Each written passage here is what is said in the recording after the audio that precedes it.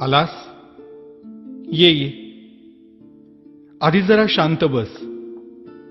मोकळा श्वास घे. आल्या आल्या केळी आणि मोदकांची लाच देऊन तुझ्या मागण्यांचं ओझं माझ्यापुढे टाकू नकोस. किंवा खरं तर यावर्षी काही मागूच नकोस. मागच्या वर्षीच्या तुझ्या मागण्यांचं काय झालं हे देखील विचारू नकोस. कारण कितीही मागण्या पूर्ण केल्या तरी तुमच्या अपेक्षा वाढतच जातात. आता यापेक्षा मोठं पोट नाही झेपायचं मला. त्यापेक्षा असं कर, यावर्षी माझ्याच काही मागण्या पूर्ण कर.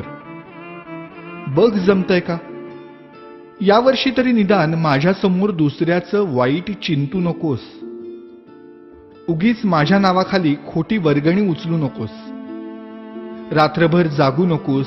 जागलास तरी पिऊ नकोस. प्यायलास तरी निदान झिंगू नकोस. नकोय रे मला 30 तोळ्यांची माळ. जमलंच तर स्पीकरचा व्हॉल्यूम कमी कर थोडा. अश्लील शब्दातली तुमच्या गाण्यांची लिरिक्स ऐकवत नाहीत मला. आणि बघवतही नाही तुमच्या कॉम्प्लेक्सच्या गॅदरिंग मधला नंगा नाच.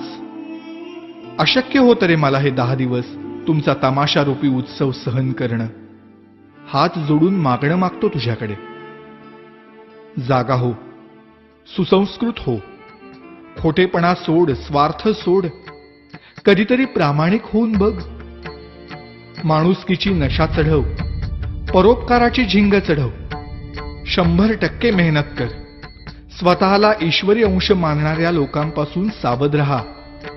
त्यांच्या आधाराने जगण्याचा प्रयत्न करून स्वतःतला आत्मविश्वास हरवून बसण्यापेक्षा तुझ्यातलं देवत्व मनापासून जप.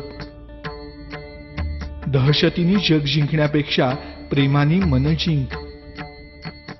श्रीमंतांचे जोडे पुसण्यापेक्षा गरिबांचे पाय धु. पैशानी श्रीमंत होण्यापेक्षा मनाने श्रीमंत हो. बघ आता यातलं किती तुला झेपतंय.